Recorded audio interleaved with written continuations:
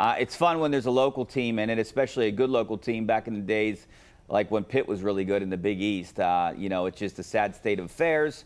Hopefully they can turn things around and get back to playing this time of the year. Chris.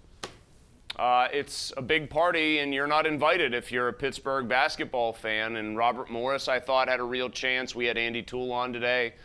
He's great to talk to. He was there with us on set for an hour, but we kind of told him straight away, hey, I think all three of us wish we weren't having this conversation right now, because if we weren't, it would mean that you guys were in the tournament, either playing in a game or getting ready for a game.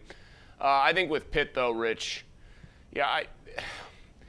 here's where I come down on it. It's important to be able to pay the dollars to get the players now, and that's a problem for Pitt. They had to make a one or the other decision. If you pay the Capel buyout, you probably can't get any players, so let's run it back with him and see if this big recruiting class that he brought in or he's bringing in is going to stick and help this program move forward. But they've been on kind of the treadmill to nowhere for a while. I know they made the NCAA tournament a couple of years ago. They won a game, etc., but this has been a program in mostly free fall for a while now. And as much as I'm sure they're pinning their hopes that Capel can get this thing turned around, I don't know about you, Rich, as much as I want to believe that that'll happen, I've seen scant evidence to suggest that he actually can at this point. I mean, he's proven that he can. I mean, how many more years are you going to give Capel in this program to turn things around? Well, that goes back to the other thing. Heather Light gave him a contract through 2029, 2030. I mean, that's the other part of this, that she helped the Olympic sports and wrestling and women's volleyball, and I like watching women's volleyball, and the Pitt women's team is really, really good. We all know that. But big contract extension for Pat Narduzzi, big one for Jeff Capel, and really neither guy, but Capel especially, ever did anything to warrant like this, we got to keep you firmly grounded here in Pittsburgh. We can't risk losing you. They paid these guys and extended these guys, gave them money, gave them especially term, Heather did, that sort of suggested that they were hot commodities bound to leave at any second, and I think that's been borne out to be a humongous mistake. If Capel didn't make the playing game in Dayton a few years ago to kind of turn things around and maybe give us a glimmer of hope, which was false hope, I think he would have been gone that year. But he made it. That saved his job, and then he got an extension. Yeah, I mean, I do think that was his make or break year. And then, like you said, suddenly there's this massive show of faith that doesn't really scan with reality. And I don't know if Pitt's in a weird spot where they feel like they're always in danger of becoming a stepping stone. If somebody does well here, they're going to go and get a bigger job in either football or men's basketball. But you got to accept your lot where you are. If you're a middle-tier Power 5 program or now Power 4 program, if somebody's going to leave, you've got to be able to backfill. And I think Pitt just has an identity crisis right now and a little bit of almost like paranoia where they're, are we going to lose this guy? And I don't think that's any way to operate an athletic department at this level. All right, speaking of Pitt, Kyle Lewis was in town meeting with the Steelers today. He's a potential maybe, third, fourth, fifth-round draft pick. If he falls to the fifth round, maybe the Steelers look at him. Does he fit the Steelers' mold? I think he's kind of undersized. He's one of the tweener kind of guys. I mean, what is the Steelers' mold now? I don't know. Yeah, it's a good question. To that. It's Patrick Graham's defense. It's not Mike Tomlin's defense. And I know we always hear about, the Steeler mold is toughness. It's this, it's that. We're going to be out-physicaling you. Well, they've gotten out-physicaled a lot, and they tried to address that last year with Derek Harmon in the first round. I think Kyle Lewis could be a late third, maybe a fourth, depending on who you see. Some people have him as an early third. I've seen some people have him as high as 60. Now, I think that was right after the Senior Bowl where he really did well, Rich. He's 6'2", 220. He measured more like a safety. Could you bulk him up and have him play linebacker, put 10 or 15 pounds on him? Sure, but then can he run with people the way he did as a linebacker? I think he is a player whose entire NFL future is going to be determined by the creativity and skill of the defensive coordinator who gets him. Because if he goes to a place where they can figure out how to use him properly and not have him in mismatch situations, I think he can be a major force. But if he goes somewhere where they try to make him a square peg in a round hole, I think it's going to be bad. All right, we're taking your phone calls tonight. 412-575-2600 is the number. Don't forget about our Penn West University question of the night. Just scan that QR code on the right-hand corner of your screen. Do you still have a perfect bracket? Not too many people do. I know I don't. Back in a couple minutes.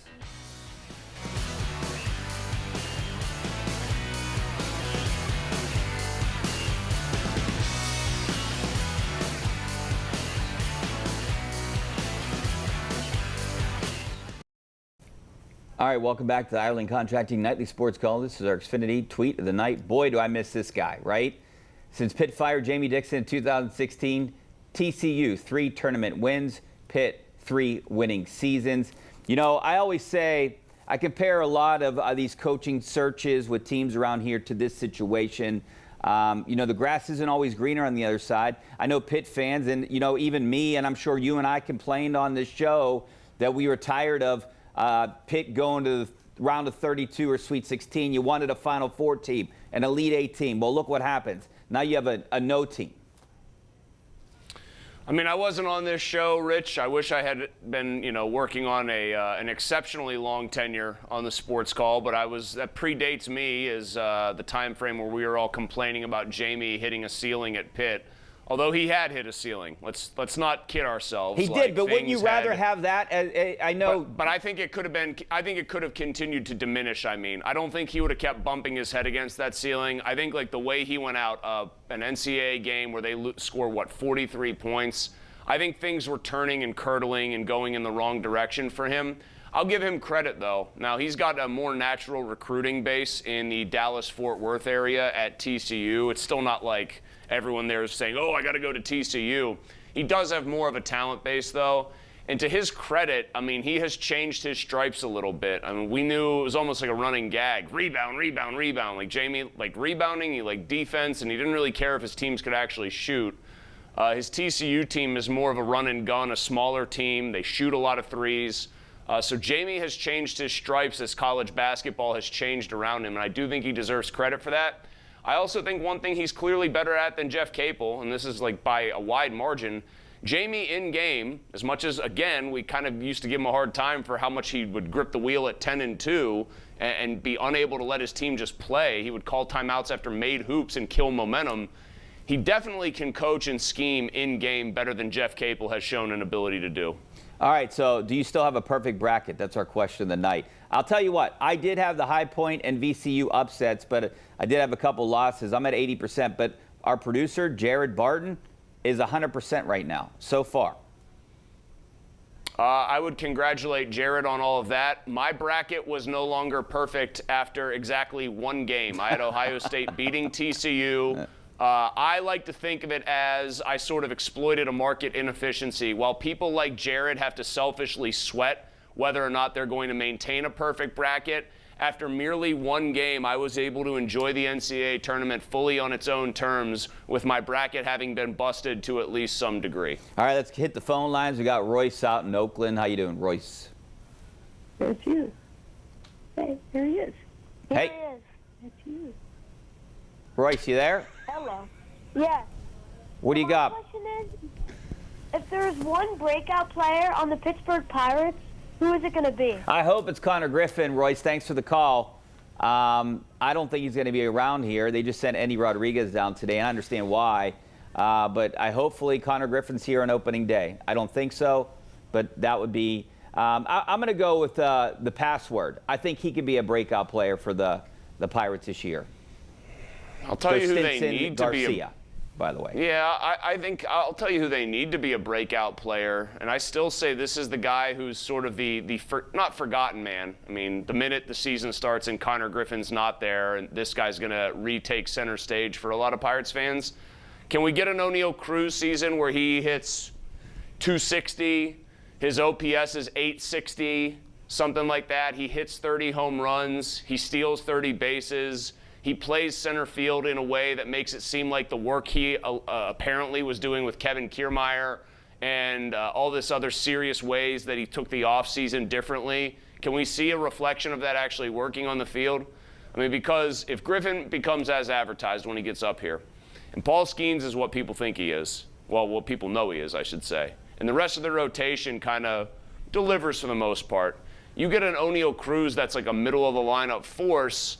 Well, then you're talking about like an honest-to-God playoff team and a team that might win the division. But I don't know about you, Rich. I mean, he strikes me as somebody that still isn't getting talked about enough for how much they're going to need him to be whatever the best version of himself is. You know, I think it's a realistic possibility only because, you know, he didn't have any bats around him. Now he does. You at least hope he does with O'Hearn and Reynolds, Mangum maybe, Garcia potentially. I mean, you got some bats, you can't avoid him, so he has no excuse this year. Well, here's one other guy that I would like to see actually show that he belongs, as a hitter at least. I'm kind of laughing here because it's absurd to say this. The guy was drafted first overall. And the best thing you can say about Henry Davis is that 3 out of the 5 Pirates pitchers who we know are going to start this year want him to be their catcher. Skeens, Keller, and I'm completely blanking on the last one, but 3 out of their main 5 starters. Yeah, I like him. I know it's Keller and I know it's obviously Skeens. Can the guy hit at all? Like, I'm very, very, very, very tired of hearing and reading pieces about, well, Henry Davis is so serious and he really wants to be great. That's wonderful. It's a performance-based business. And Henry Davis was drafted 1-1 because the thought was his bat was going to play no matter where he ended up on the diamond as a position player. And he can't hit right now. And he's gripping the bat so tightly, he's going to, whittle it down into a toothpick, Rich. And at some point, it would be nice to see him just look like a passable major league hitter. Yeah, I mean, they drafted him because of his bat. I mean, that's why he was here, but he can't hit, which is odd. Let's go to Jimmy in Point Breeze. How you doing, Jimmy? Hey, thanks for taking my call. Hey, I was just wondering, this offseason, do you think the Pens are going to take a swing at trying to get Jason Robertson? I was hoping they were going to try to trade for him. I don't know. I guess it all kind of depends on, we talked a little bit about this yesterday, what do you do with Malkin? You're going to have, do you pay him? Do you give him a 2-year deal? Do you just cut ties with them? Because you need to add someone that's a potential superstar, but I also get, you're not going to, I don't think you can pay a guy more than you're paying Sidney Crosby, though. I mean, it's how, to me, any kind of pursuit of a guy like Robertson in the offseason boils down to, Rich, what do the Penguins want to be? How does Kyle Dubas want to execute what he's trying to do right now? How does he want to augment? How does he want to use the space that he is eventually going to have or to work with? Does he want to build a team that's more depth-oriented? Does he feel like they need a guy that can carry the torch as the next sort of superstar player? Does he think he has that player already? I know you desperately wanted them to trade for Robertson when it looked like that might actually be a possibility. I would have a hard time seeing them actually make a run at acquiring him this offseason. I think it's going to be figuring out what to do with Malkin and maybe making a couple of moves that aren't maybe as splashy as a guy like Robertson would be. Do you think they have the guy? Is Kindle the guy? I mean, who is the next? I don't think he's like I don't think he's a superstar. I don't. I mean, I think he could be a very good second-line center for a very long time. But while we're trained to think that, a great second-line center is a superstar because they've had Malkin and Crosby, that usually isn't the case around the NHL. But I don't think Ben Kindle, maybe I'll be proven wrong, I don't think he has superstar written on him. I think he has star, very good player, but I don't think he's like a top 10 guy in the NHL someday. Like a Brian Rust kind of player. Maybe a little better. Yeah, because he's a center, I think that you might get like plus value there compared to I know Rust is awesome. I mean, Rust is like somehow still an all-time underrated Pittsburgh athlete, but when you're playing on a wing, even when you're a do-it-all player, inherently I think you would have less value than a comparably skilled center. So that's why I would say I hope that the ceiling for Kindle ends up being higher than Rust. All right, we got to take a break. Back to wrap things up. Coming up next. Stay right there.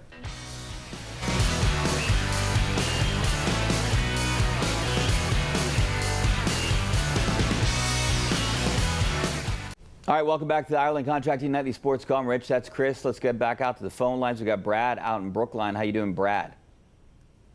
Hey, what's up, guys? Just a couple points on the Pirates. If you draft a player 1-1 overall like Henry Davis, and all he does is great defensive catcher, it's a failure. And another point, do you think the Pirates pitching staff is a bit overrated besides Skeens? I don't think they're a bit overrated. I think it's a solid pitching staff. I want to see how the bullpen unfolds if we're talking about the entire pitching staff. But yeah, I think they definitely, back to your first point, if Henry Davis can't figure it out, you got to get Andy Rodriguez up here sooner rather than later. Well, I'll say this about Davis. He's already, to me, in bust territory because, yeah, defensive catcher 1-1 is a failure. And that was supposed to be the weakest part of his game, was that he didn't really have a position. So the fact that he's developed enough to be a solid catcher, I think, is almost a surprise. It's just outweighed by the disappointment of the rest of it. I think there's a chance the pitching staff's overrated. I mean, Mitch Keller needs to have a good second half of the year for once. Paul Skeens, obviously, is as advertised, but yeah, I think there's questions that guys like Chandler will have to answer, Braxton Ashcraft, maybe a Hunter Barco. So I think there's cause for concern there a little bit. All right, well, that's it for us tonight. Thanks for watching. Thanks for sticking around, Chris. We'll see you same time, same place next week. Hopefully we see you guys on KDKA News just a little bit later after the games tonight.